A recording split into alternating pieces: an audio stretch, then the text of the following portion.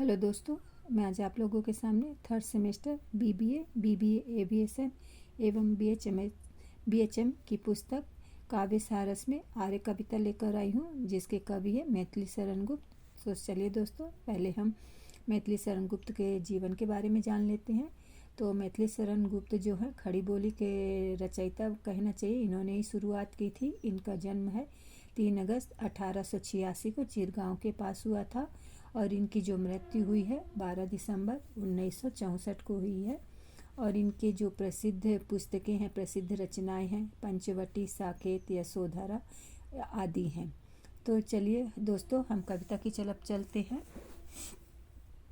हम कौन थे, क्या हो गए और क्या होंगे अभी, आओ विचारे आज मिलकर यह समस्याएं सभी। तो यहाँ पे गुप्त जी कहते हैं कि हम भारतवासी पहले कौन थे और आज की स्थिति में हम देखें तो क्या हो गए हैं। कभी हम लोगों को से कहते हैं कि आज हम लोगों को मिलकर विचार करना चाहिए कि सामने जो भी समस्याएं हैं उन्हें दूर करने के लिए हम क्या करें। ये सोचें और विचारें और जो भी हमारे सामने समस्याएं हैं उनको दूर करने की कोशिश करें। आगे चलते हैं दोस्तों। भूलोक का गौरव, प्रकृति का पुण्य लीला स्थल कहाँ, फैला मनोहर गिरि हिमालय और गंगा जल कहाँ। सो कवि कहते हैं कि हमारा देश, जो यह देश है, यह पृथ्वी है जो है, तो हमारे जो यहाँ पे जितने भी पुण्य लीला है, जितने भी अच्छे अच्छे स्थान है और गौरवपूर्ण महत्वपूर्ण स्थान है, और हिमालय में जो फैला हुआ मनोहर जो सुंदर सीन है, और हमारे हिमालय से ही निकली हुई गंगा जल, ये सब हमारे भारत देश में ही मिलता है और कहाँ पे मिलेगा। आगे चलते हैं दोस्तों। संपूर्ण देशों से अधिक किस देश का उत्कर्ष है, उसका जो कि ऋषि भूमि है वह कौन, भारतवर्ष है। सो यहाँ पे कवि कहते हैं कि जो अगर पूरे देशों में देखा जाए तो सबसे ज़्यादा जो उन्नत देश कौन सा देश है, जो कौन ऋषि मुनियों का देश कहलाता है। तो इसे हमारा भारतवर्ष ही है, ऋषि मुनियों का देश है। और भारतवर्ष के अलावा ऐसा कोई सा देश नहीं है जहाँ पे भी क्या कहते हैं किसी की उन्नति मतलब किसी की उन्नति इतनी ज़्यादा, इतना विकास हुआ है और इतनी ज़्यादा ऋषि भूमि एवं तपोभूमि रही होगी। आगे चलते हैं दोस्तों। यह पुण्य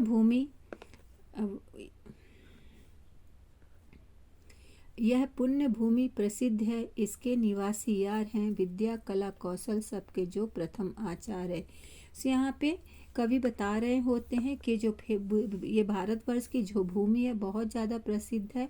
और प्रसिद्ध किस लिए है, क्योंकि यहाँ के जो निवासी थे, आर्य थे, वीर थे।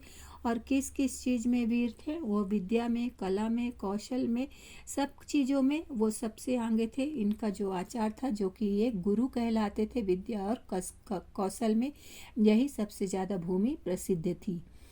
संतान उसकी आज यद्यपि हम अधोगति में पड़े, पर चिन्ह उनकी उच्चता के आज भी कुछ खड़े हैं। सो यहाँ पे कवि बता रहे होते हैं कि आज हम आर्यों की ही संतान है, उन्हीं वीर पुरुषों की संतान है, जिसका आज उन्हीं की संतान का पतन हो रहा है। बट कुछ जो निशानी है आज भी हमें उनकी मौजूद है। आज भी हमें कुछ उच्चता के कुछ गुणवत्ता के निशान हमें दिखाई देते हैं। वे आर्य ही थे जो कभी अपने लिए जीते न थे, वे स्वार्थरत हो मोह की मदिरा कभी पीते न थे। तो यहाँ पे कवि बता रहे हैं कि वो वीर पुरुष ही थे, वे आर्य ही थे जो कि कभी भी अपने लिए उन्होंने नहीं जिया है, ना अपने स्वार्थ के लिए कुछ भी काम किया है। मतलब स्वार्थ रूपी मदिरा का उन्होंने कभी सेवन ही नहीं किया। ऐसे आर्य थे जो कि दूसरों के लिए ही जीते थे।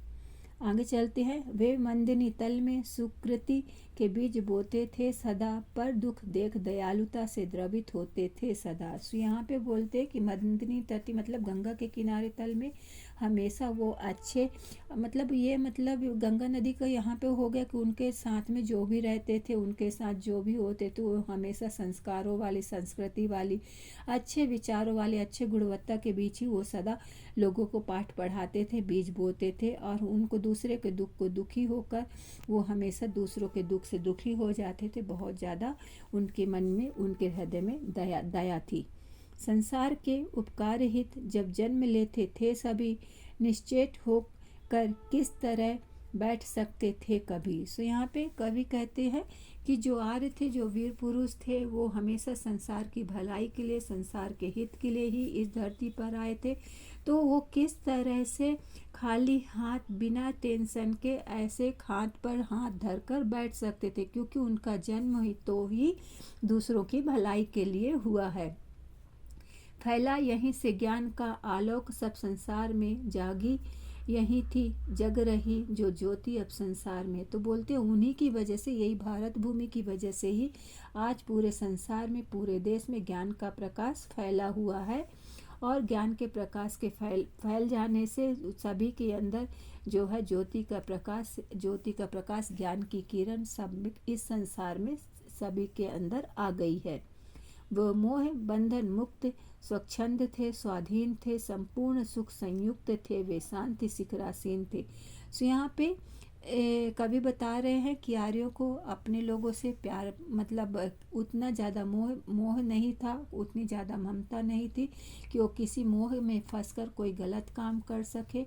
वे हमेशा ऊंचे विचारों के थे, मतलब, और दूसरी बात फ्री थे, स्वतंत्र थे, कुछ भी काम करने के लिए पूरे स्वतंत्र थे, और जो भी काम करते थे सुख के लिए हमेशा संयुक्त रूप से मिलजुल कर करते थे। और वो मतलब शांति का पाठ हमेशा बनाए रखते थे। शांति सबसे ज़्यादा उनके लिए शांति ही प्रिय थी, इसलिए वो शांति के ऊंचे सिंहासन पर बैठे हुए थे। मन से, वचन से, कर्म से वे प्रभु भजन में लीन थे, विख्यात ब्रह्मानंद के वे मनोहर मीन थे। सो यहाँ पे कवि बता रहे होते हैं कि आर्य जो थे मन और कर्म और वचन से भगवान की भक्ति में ही हमेशा रहते थे। वे ब्रह्मानंद रूपी नदी की मछलियाँ थे, सुंदर थे, मछलियाँ मतलब सुंदर थे, और आर्य हमेशा धर्म का पालन करने वाले थे। कवि कहते हैं कि वे आज इस स्थिति में पहुंच गए हैं कि इन समस्याओं पर हमें मिलकर विचार करना चाहिए। तो इस प्रकार से आर्यों को क्या कहते हैं, समान भगवान को महत्व देते हुए उनकी भक्ति करनी चाहिए।